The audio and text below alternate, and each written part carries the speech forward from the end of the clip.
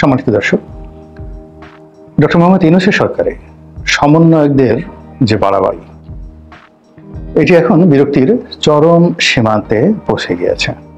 আমরা যারা সাধারণ আমজনতা, তারা সবাই বিরক্ত, ভীষণ রকম বিরক্ত। এদের বেশিরভাগ যারা সদস্য রয়েছেন তাদের কর্মকাণ্ড, তাদের বডি ল্যাঙ্গুয়েজ এবং সরকারে তাদের যে অন্তর্ভুক্তি, এই বিষয়গুলো নিয়ে আমাদের এই দেশে এমন সব ঘটনা ঘটছে মানুষের মন এবং মননে, যেটি আমরা কখনোই কোনো অবস্থাতে আমাদের এই সুদীর্ঘ রাজনৈতিক ইতিহাসে এই ঘটনা দেখিনি। এখানে সমন্বয়করা যারা ছাত্র, তারা শিক্ষকদেরকে নিয়োগ দিচ্ছেন, শিক্ষকদেরকে শপথ বাক্য পড়াচ্ছেন, তারা ডিসি এবং এসপি কারা হবেন সে বিষয়ে সিদ্ধান্ত দিচ্ছেন।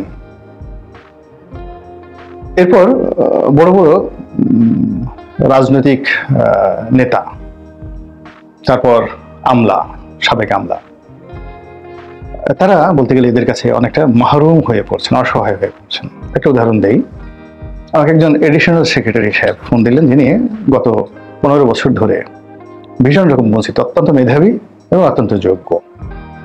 তো তার প্রমোশন আটকে রাখতে পারেনি শেখ হাসিনা সরকার, কিন্তু তাকে সব সময়টাতে খারাপ একটা জায়গাতে পোস্টিং দিয়ে রেখেছে। তো এই সময়টিতে যেহেতু একটা পরিবর্তন এসেছে, তিনি বেশ কয়েকজন রাজনৈতিক নেতাদের সঙ্গে যোগাযোগ করলেন। বিএনপিপন্থী কয়েকজন সাবেক আমলা যারা অফিসার্স ক্লাবে খুবই শক্তিশালী, তাদের সঙ্গে যোগাযোগ করলেন এবং তারা খুব অসহায় ভঙ্গিতে বললেন যে আমরা তো কোনো সিদ্ধান্ত নিতে পারছি না, তুমি সমন্বয়কদের সঙ্গে যোগাযোগ করো।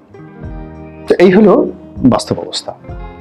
এরপরে অন্যান্য ক্ষেত্রে যেটা হচ্ছে, যেমন তাদেরকে একটা সময় জামাত খুব পছন্দ করত, তারপরে ভিপি নূর তিনিও খুব পছন্দ করতেন, অন্যান্য তরুণ যে সকল রাজনীতিবিদ ছিলেন তারাও তাদের পক্ষে কথা বলেছেন। আর আমি তো তাদের সমর্থনে আসলে সবসময়টাতেই দরাজ দিল ছিলাম এবং গত 1 মাস যাবত আমি কোনো টেলিভিশন টক শোতে যাই না, বিভিন্ন কারণে শরীরটা ভালো যাচ্ছে না।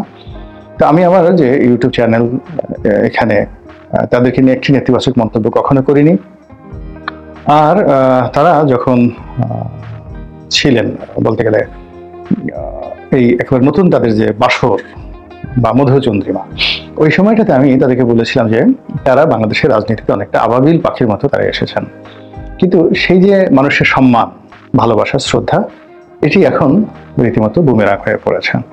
ডক্টর ইউনূসের সঙ্গে যে 3 জন গিয়েছেন সমন্বয়ক রূপে আমেরিকাতে, সেখানে যে সকল কথা ডক্টর মোহাম্মদ ইউনূস বলেছেন এবং সেখানে এই 3 জন সমন্বয়কে কেন্দ্র করে সভামঞ্চে, বিল ক্লিন্টনের সভামঞ্চে যে অপ্রীতিকর ঘটনা ঘটেছে, এটা নিয়ে বাংলাদেশে খুব আলোচনা হচ্ছে।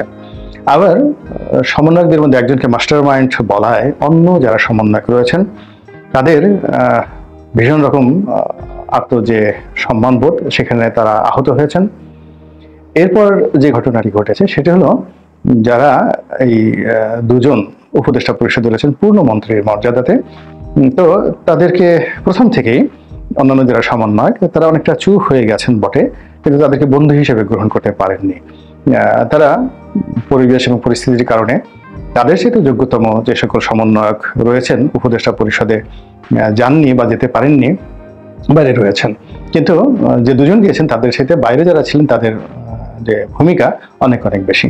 তো যার জন্য যে সমন্বয়ক তো বটেই, সাধারণ মানুষের প্রশ্ন যে এত শত সমন্বয়কদের মধ্যে কেন এই 2 জনকে হঠাৎ করে বেছে নেওয়া হলো, এদের ভিত্তি কি, এদের যোগ্যতা কি, এদের সঙ্গে কি কানেক্টিভিটি আছে, এদের কি কোনো এমন বিশেষ কানেক্টিভিটির কারণে এখানে এলো, দেশি না বিদেশি সেই কানেকশন, এই বিষয়গুলো নিয়ে কিন্তু আলাপ আলোচনা হচ্ছে।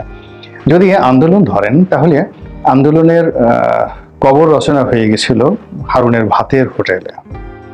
তো সেই হারুনের ভাতের হোটেল থেকে এই আন্দোলনকে আবার রাজপথে যারা নিয়ে এসেছেন, তাদের মধ্যে ব্র্যাক বিশ্ববিদ্যালয়, নর্থ সাউথ বিশ্ববিদ্যালয় থেকে শুরু করে কুড়িল, বিশ্বরোড এবং বসুন্ধরা এলাকাতে যে সকল প্রাইভেট ইউনিভার্সিটি রয়েছে, উত্তরাতে যে সকল প্রাইভেট ইউনিভার্সিটি রয়েছে, বিশ্বাস করেন তাদের ভূমিকা ছিল সবচেয়ে বেশি। দুর্ভাগ্য, আমরা তাদের মধ্য থেকে একজনকেও সমন্বয়ক হিসেবে এখানে দেখিনি। যদি বিশ্ববিদ্যালয়, প্রাইভেট বিশ্ববিদ্যালয়ের ছেলেরা মেয়েরা যদি রাস্তায় না নামতেন, তাহলে কোনো অবস্থাতেই আন্দোলন সফলতা হতো না। এবং হারুন যে কাণ্ডটি করেছিলেন, অর্থাৎ এদেরকে গ্রেপ্তার করে নিয়ে ভাতের হোটেলে খাইয়ে যে কর্মটি করেছিলেন সেই কর্মটা শতভাগ সফল হতো যদি প্রাইভেট বিশ্ববিদ্যালয়ের ছেলেরা বেরোনা নামতেন। অন্যদিকে একটা সময় যখন বিশেষ করে 5 তারিখে আগস্ট মাসের 5 তারিখে আগস্ট মাসের 3 তারিখ থেকে যেভাবে ইসলামী শাসনতন্ত্র আন্দোলন তারা যেভাবে মাঠে নেমেছেন এবং প্রথম থেকে যেভাবে তারেক রহমান সাহেব এইখানে সমর্থন দিয়েছেন, বিএনপি নেতাকর্মীদেরকে নির্দেশ দিয়েছেন, এটি আমি নিজে সাক্ষী যে বিএনপির অনেক লোক কিন্তু এই বিষয়ে যাকে বলা হয় তার সঙ্গে দ্বিমত পোষণ করেছে যে এরকম একটা আন্দোলন এখানে যদি বিএনপি সমর্থন দেয় তাহলে এটি পলিটিক্যাল কালার হয়ে যাবে এবং আন্দোলনের সফলতা আসবে না এবং এই আন্দোলন তো আলটিমেটলি সরকার পতনের আন্দোলন না, এটা একটা কোটা বিরোধী আন্দোলন। কিন্তু জনাব তারেক রহমান সাহেব কিন্তু কারো কথা গ্রাহ্য করেননি, তিনি এককভাবে সিদ্ধান্ত দিয়েছিলেন এবং সেই সিদ্ধান্তের ফলে সারা বাংলাদেশ থেকে লক্ষ লক্ষ বিএনপির নেতাকর্মী, ছাত্র দলের নেতাকর্মী, যুব দলের নেতাকর্মী তারা কিন্তু ঢাকাতে এসেছিল। আর জামাত তো এখানে প্রথম থেকেই সর্বোচ্চ শক্তি নিয়োগ করে এই আন্দোলনের সঙ্গে ছিল।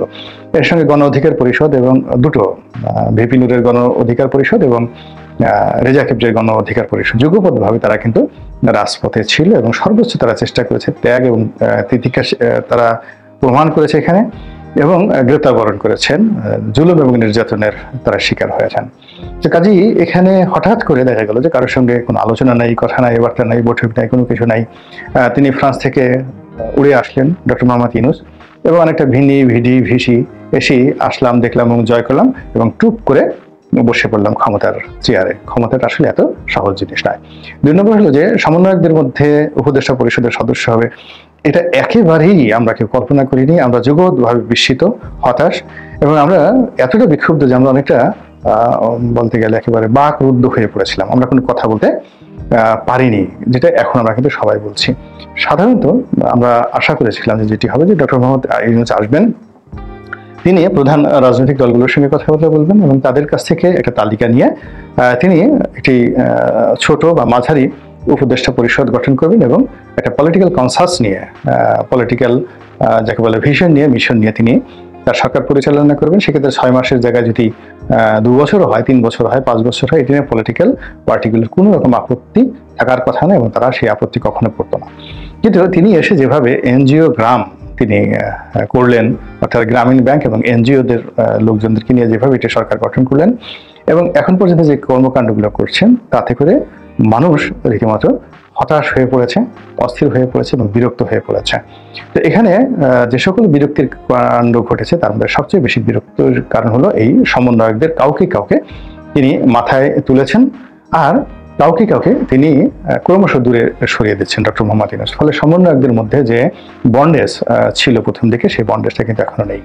দ্বিতীয়ত এই সমন্বয়কদের মধ্যে যারা সরকারে আছেন কিংবা সরকারের বাইরে আছেন তাদের অনেক কর্মকাণ্ড নিদারুণভাবে সমালোচিত হচ্ছে এবং সবচেয়ে বড় ব্যাপার হলো যারা এই সমন্বয়ক হিসেবে এখন আছেন তারা আমাদের এই সমাজের নিম্নবিত্ত মধ্যবিত্ত পরিবারের সন্তান।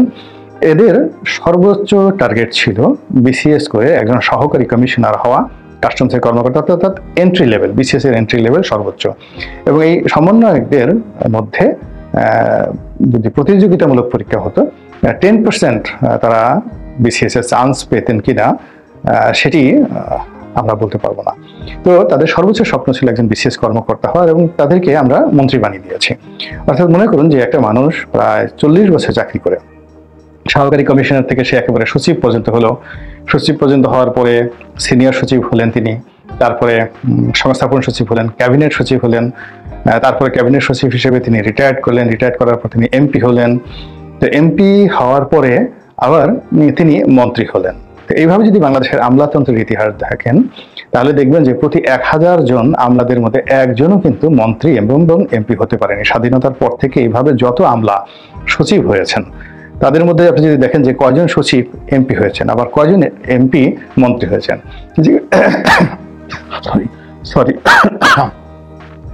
যেখানে নূর মোহাম্মদ সাহেবের মতো মানুষ তাকে দল মন্ত্রী বানায়নি, আর সেখানে একেবারে সমন্বয়করা রাতারাতি মানে আলাদিনের চেরাগের মতো মন্ত্রীর চেয়ারে গিয়ে বসছেন। এটা দৃষ্টিকটু এবং এটা অনেকের জন্য অবমাননাকর।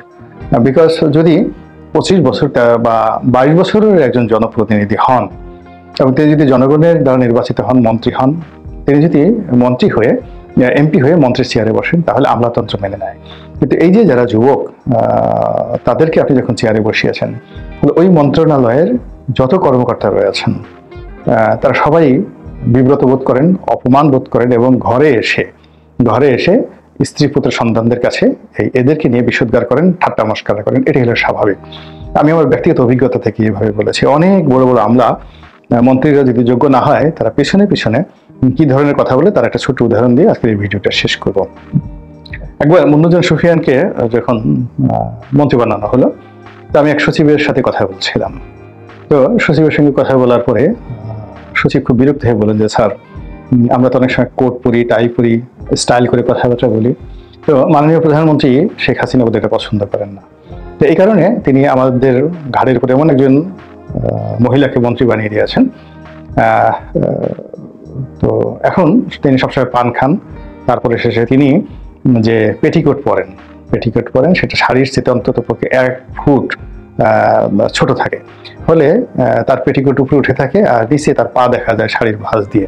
তো এখন প্রধানমন্ত্রী শেখ হাসিনা তিনি আমাদেরকে অপমান করার জন্য তিনি এই যে মুন্নুজান সুফিয়ানকে বানিয়ে দিয়েছেন এবং বলছেন যে বেশি ডার্ট ফাট দেখাচ্ছ, যাও এখন মুন্নুজান সুফিয়ানের জর্দার কোটে নিয়ে তার পিছিয়ে ঘুরো। তো দিস ইজ দ্য টকিং, এটা বাস্তব, এটা হলো বাস্তব কথা। তো এখন সেই দিক থেকে যদি মুন্নুজান সুফিয়ানের মতো একজন প্রাজ্ঞ রাজনীতিবিদ, এরপর শ্রমিক নেত্রী এবং জনগণের ভোটে নির্বাচিত সংসদ সদস্য, তো তার সম্পর্কে যদি আমাদের এই বক্তব্য হয়, তাহলে এখন যারা তরুণ আছেন তাদের সম্পর্কে আমরা কি বলছে, এবং যারা নিয়োগ দিয়েছেন সেটা আই ডোন্ট নো কারা দিয়েছেন, সেই নিয়োগকর্তাদের সম্পর্কে সাধারণ মানুষের মতামত এই বিষয়টি ভেবে যত দ্রুত সম্ভব এদেরকে, এই সমন্বয়কদেরকে উপদেষ্টা পরিষদ থেকে বাদ দিয়ে এদের যোগ্যতা অনুযায়ী তারা যে কাজটি করতে পারে তাদেরকে সেই কাজটি করতে দিন। এর বাইরে করতে দিলেই এদের জীবনটা সারা জীবনের জন্য শেষ হয়ে যাবে। এই সরকার কতদিন ক্ষমতায় থাকবে আমরা জানি না, কিন্তু এই পরিচয় নিয়ে তারা ঘরে বাইরে কোথাও স্বস্তিতে থাকবে না। আপনি গিয়ে দেখেন, একসময় ইমরানের সরকারকে খুব বেশি প্রিভিলেজ দেওয়া হলো, তো সেই ইমরানের সরকার এখন কোথায় আছে উই ডোন্ট নো, এর জীবনটাই পুরো শেষ হয়ে গেছে। কাজেই আমি মনে করি যে সরকারের সুমতি আসুক, এবং এই যে তরুণ এবং কোমলমতি যে সকল সমন্বয়করা তারা নিজেদের জীবনকে বাজি রেখে একটি অভ্যুত্থানের জন্ম দিয়েছে, আমরা কোনো অবস্থাতেই আমাদের স্বার্থ রক্ষা করার জন্য এদের ঘাড়ে বন্দুক রেখে কোনো অবস্থাতে এমন কোনো কর্মকাণ্ড করতে পারি না যেন এরা বিপদে পড়ে। আল্লাহ আমাদের সবাইকে হেদায়েত